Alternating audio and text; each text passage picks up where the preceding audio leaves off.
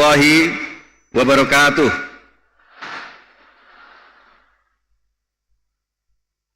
Yang terhormat Profesor Dr.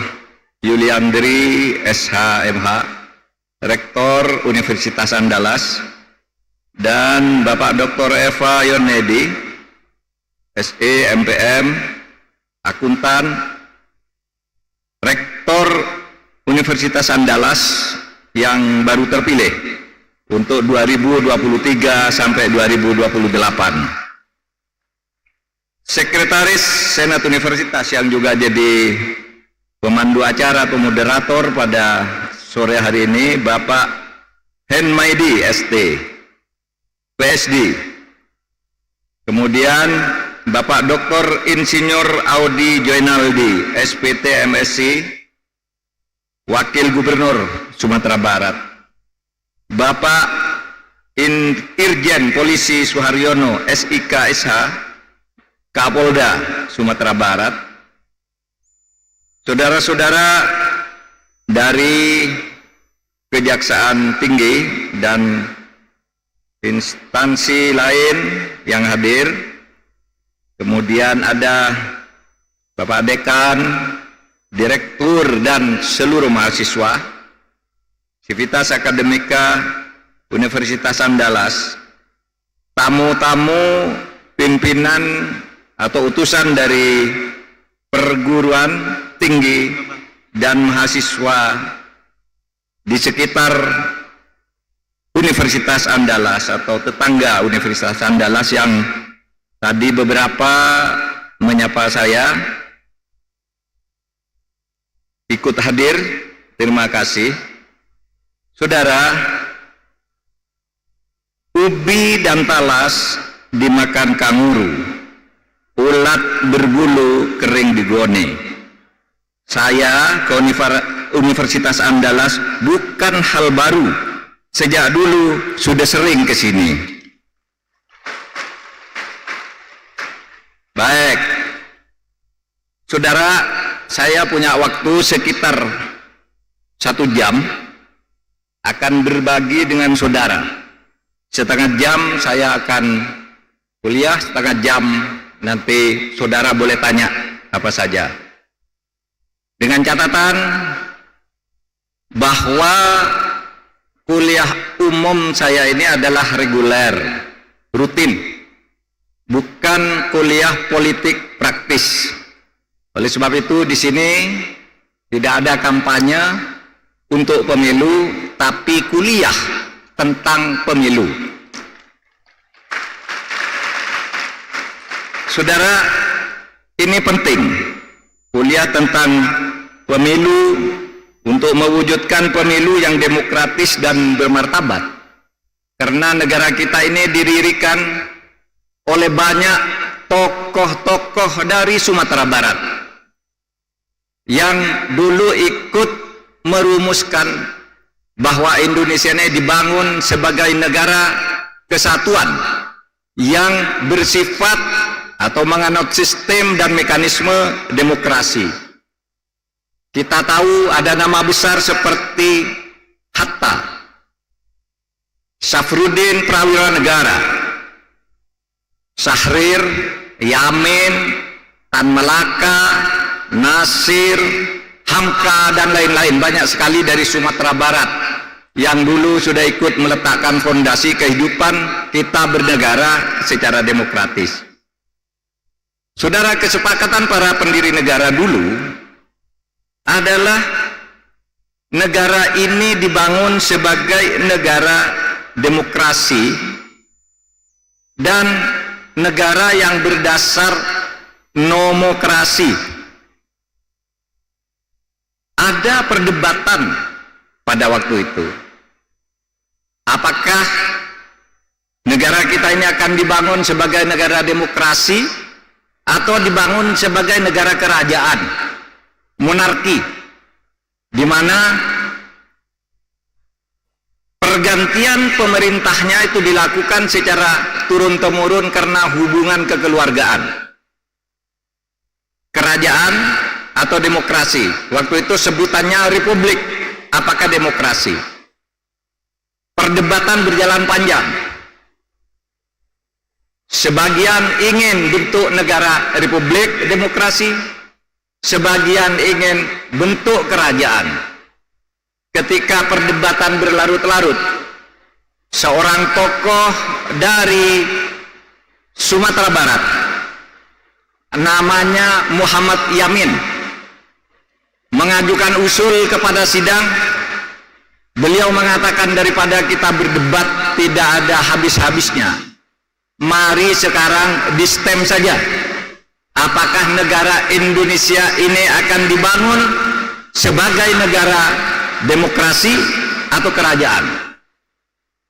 Dari 62 anggota Badan Penyelidik Usaha-Usaha Persiapan Kemerdekaan Indonesia atau Badan Pendiri Negara, dari 62 orang itu 55 orang memilih bentuk republik demokrasi. 6 orang memilih bentuk kerajaan.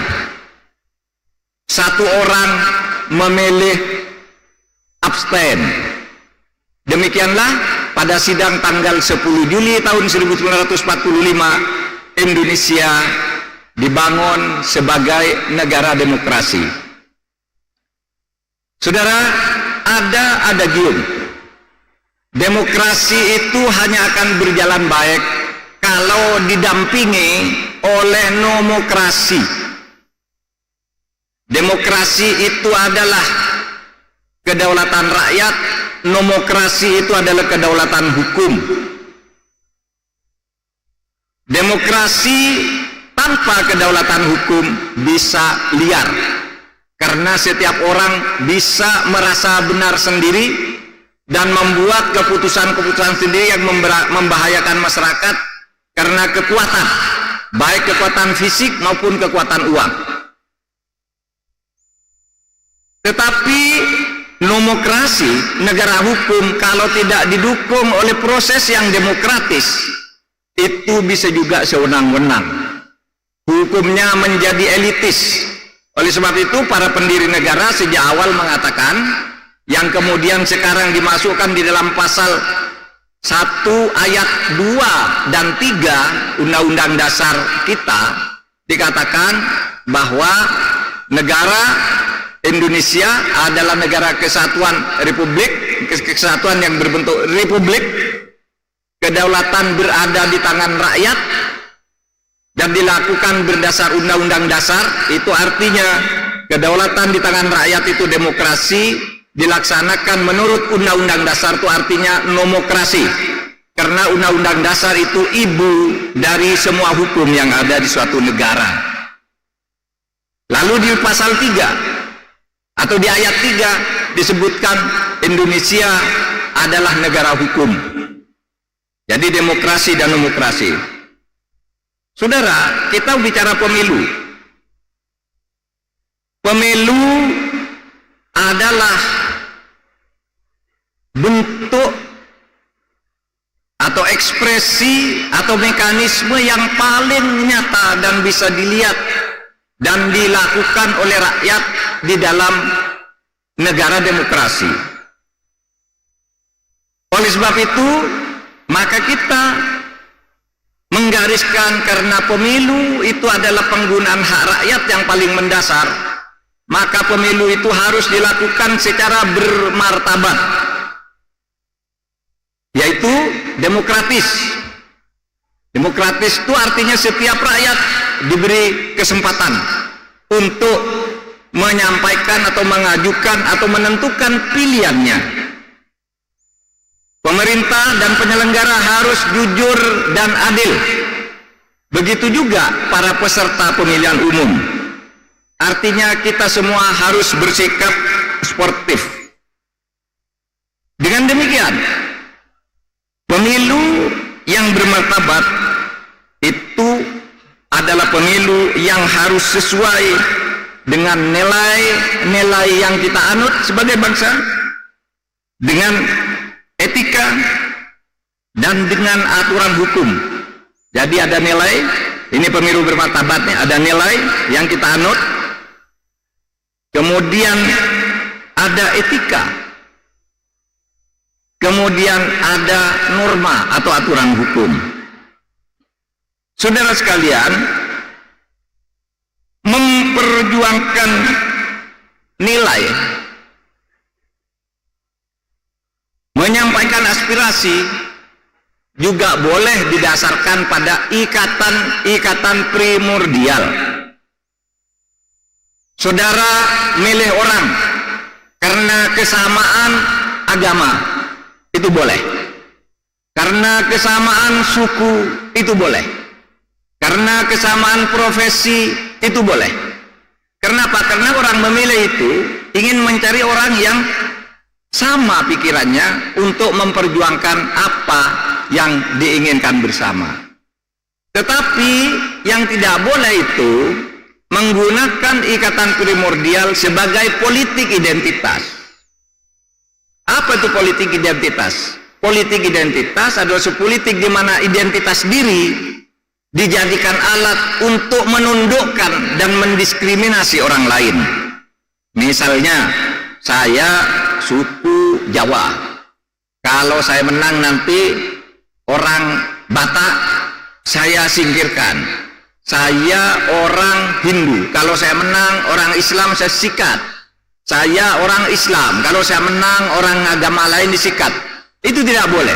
Tapi kalau saudara memilih berdasar kesamaan agama, boleh, karena wakil-wakil saudara dan calon pemimpin saudara itu akan membawa aspirasi bersama.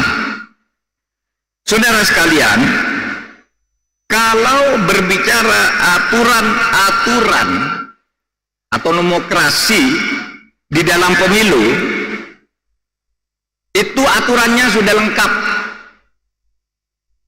Harus begini, tidak boleh begitu, syaratnya begini, dispensasinya begini, jadwalnya begini, semua sudah diatur. Oleh sebab itu, maka pemilu itu harus dilaksanakan sesuai dengan aturan-aturan. Ya. Sesuai dengan aturan-aturan itu artinya, kalau tadi saya dapat pepatah gitu dari teman saya yang dari Padang itu, saya diberi tahu begini nih caranya. Apa? Semuanya ini harus tunduk. Alua samo diturue, jalan samo ditampuah. Aturan hukum harus dilaksanakan secara adil tanpa pandang bulu. Oleh sebab itu di dalam pemilu nanti para penyelenggara harus adil. Siapa itu penyelenggara pemilu? Penyelenggara pemilu itu KPU, Bawaslu, kemudian DKPP. Aparat pemerintah harus netral. Siapa itu? Kalau di dalam undang-undang itu disebut ada 3 unsur: TNI, Polri, birokrasi. Birokrasi itu ASN atau PNS, aparatur sipil negara. TNI, Polri, aparatur sipil negara. Itu juga harus netral. Tidak boleh memihak ke salah satunya, karena tindakan seperti itu melanggar ketentuan di dalam Undang-Undang Nomor 17 Tahun 2007 tentang Pemilihan Umum. Saudara, masalahnya pemilu itu sering diwarnai oleh kecurangan-kecurangan, sering dimanipulasi, sehingga hasil pemilu itu menjadi ternoda. Sering orang menuding kalau ada kecurangan itu pasti yang curang itu aparat pemerintah. Enggak. Berdasar pengalaman saya sebagai KMK, yang curang itu biasanya antar kontestan. Parpol curang curang terhadap parpol lain, membayar KPU. Betul Pak? Betul. Itu banyak yang sudah dipenjara, banyak yang sudah dijatuhi sanksi, baik itu pelaku dari kalangan kontestan maupun penyelenggaranya.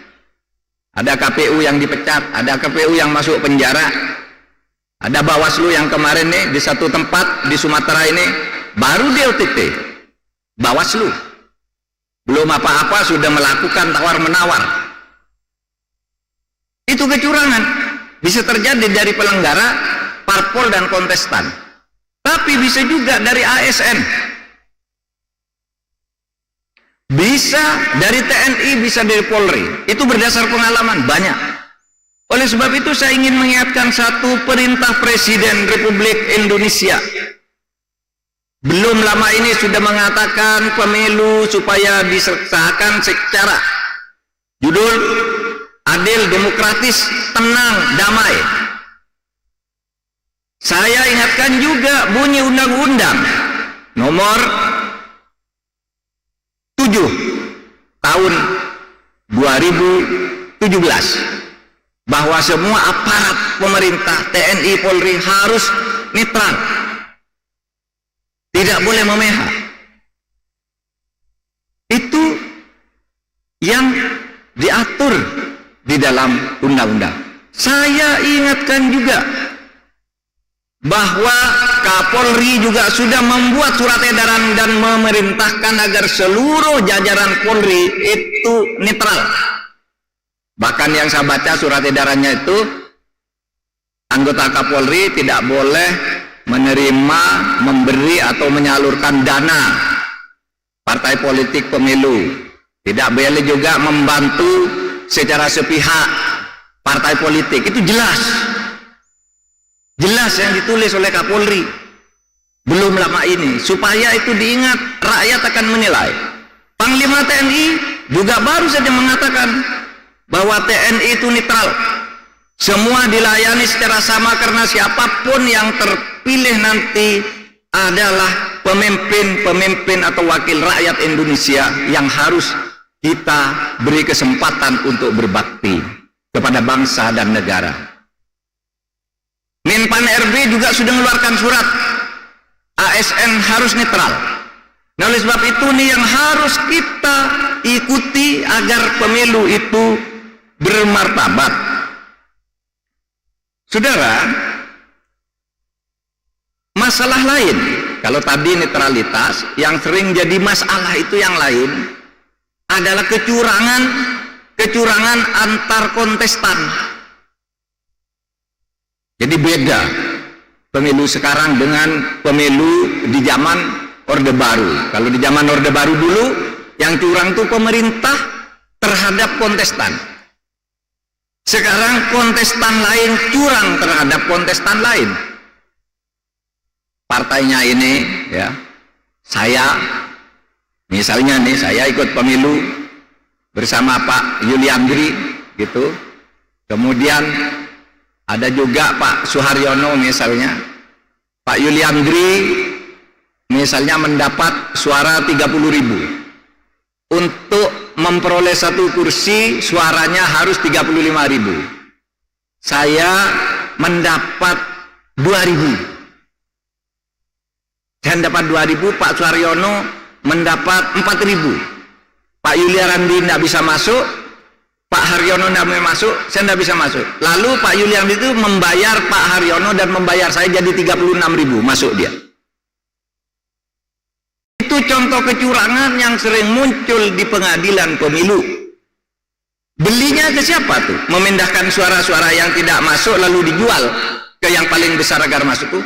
Belinya kepada TPS, KPPS, kelompok panitia pemungutan suara. Beli di situ. Transaksinya di situ. Itu berdasar pengalaman. Oleh sebab itu yang berperkara terkadang antara satu orang dari satu partai terhadap temannya sendiri yang satu partai, karena suaranya dicuri lalu dijual. Ini yang harus diawasi.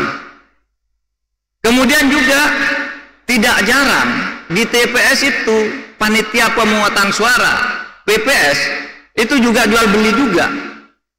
Sehingga saudara, ya, diharapkan saudara ini menjadi pemantau semua. Mungkin Pak Rektor bisa mengkoordinir agar membentuk barisan-barisan pemantau ke setiap TPS. Memantau, diviralkan aja. Ini hitungannya di TPS sekian, ada masalah, viralkan langsung. Nanti akan disediakan di pusat perhitungan yang netar, laporan yang datang dari masyarakat ini. Sekarang kok di kecamatan berubah, kok di kabupaten berubah, di mana ini masalahnya akan ketahuan. Saudara, bukan hanya itu. Kalau cara penghitungan mungkin lebih gampang dikontrol seperti itu. Misalnya Pak Rektor menyediakan 100 HP, udah kamu ke 100 TPS, nanti perhitungannya dijepret, potret, divideokan, hasilnya terakhir bagaimana, kirim ke pusat penghimpun data netral di Jakarta. Itu gampang kalau cuma begitu. Tetapi proses menuju pencoblosan itu juga harus dikawal, bukan hanya di TPS. Karena terkadang kecurangan terjadi di sini, di proses-proses menuju tanggal pencoblosan. Saudara, ini semua saya katakan agar pemilu kita itu bermartabat. Nah, saudara sekalian, hal lain yang terakhir ini adalah banyaknya hoax. Hoax itu berita bohong. Berita bohong itu fitnah. Caranya bagaimana? Caranya ya dibuat berita palsu atau memotong kalimat orang. Gitu. Misalnya, kalau saya mengatakan begini, saya minta izin Pak Rektor karena saya takut di Unhas ini terjadi kecurangan pemilu.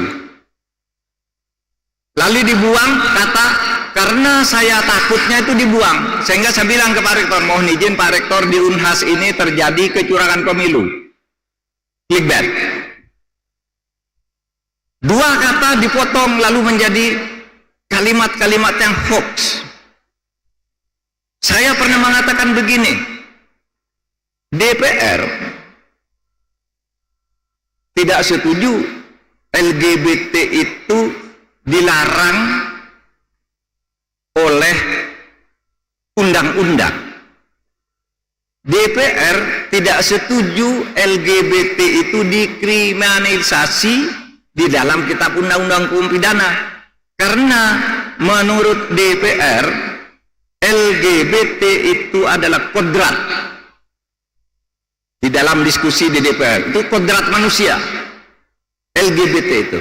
Lalu dipotong kalimatnya, menurut Mahfud LGBT itu kodrat, padahal saya bilang menurut DPR.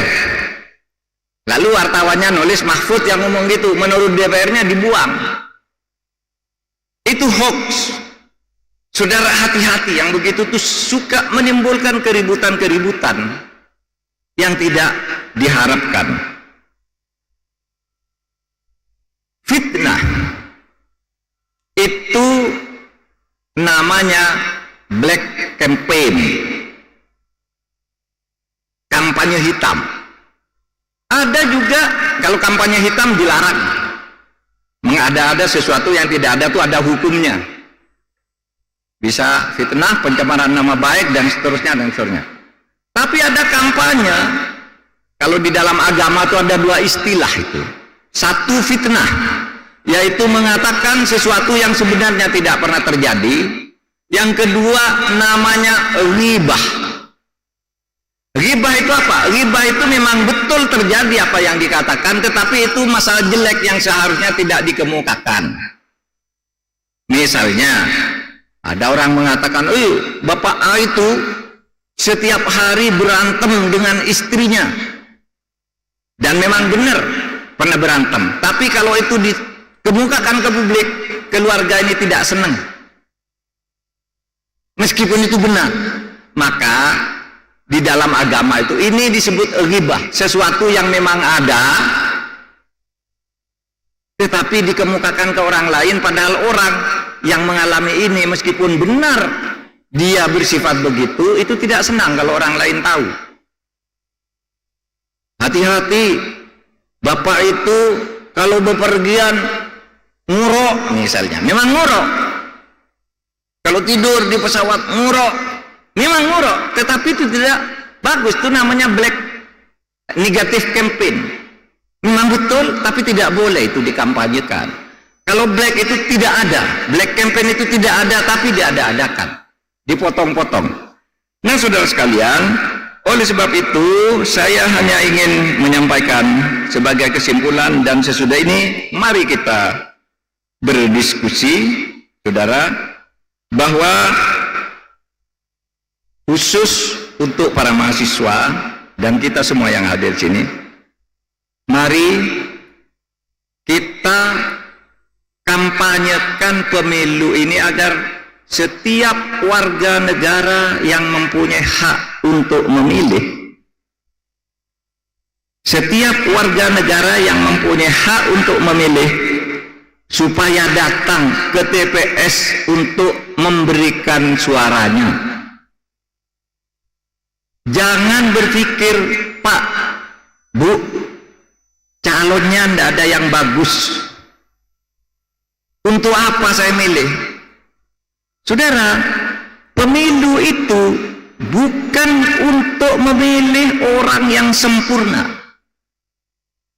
Pemilu itu adalah memilih orang-orang yang dianggap lebih baik dibandingkan yang lain, atau orang-orang yang jeleknya lebih sedikit dibandingkan yang lain. Nah, kalau orang-orang idealis tidak mau milih karena ingin calonnya itu sempurna, maka nanti yang menang di dalam pemilihan itu adalah orang yang tidak baik, karena orang yang baik tidak mau memilih. Oleh sebab itu serukan saudara datang ke TPS, siapapun yang mau saudara pilih ya pilih, siapapun mau saudara pilih, pilihan ada di depan saudara. Kampanye memberitahu kepada warga masyarakat yang bagus ini boleh, asal bukan dengan tekanan dan bukan dengan penipuan, silakan, boleh, saudara sekalian. Kemudian saya berharap nanti ada inisiatif dari masyarakat untuk bergabung ke dalam satu gerakan lapor pemilu dan langsung diviralkan. Itu penting, asal benar, asal tidak mengada-ada. Oleh sebab itu nanti bisa kita usahakan dibuat sentral pengamanan pemilu yang real time. Oh, itu di Andalas ada begini, langsung masuk, bisa diverifikasi siapa yang ngirim, jam berapa, terjadi di mana. Nah, sekarang kita sedang menyiapkan hal-hal yang seperti ini agar pemilu berjalan baik, dan saya berharap putra-putri dari Universitas Andalas dan perguruan tinggi di sekitar Universitas Andalas ini ikut berpartisipasi untuk menjaga agar pemilu ini benar-benar bermartabat, jujur, dan adil. Sekian sebagai pengantar diskusi. Assalamualaikum warahmatullahi wabarakatuh. Baik, Bapak Ibu, hadirin kami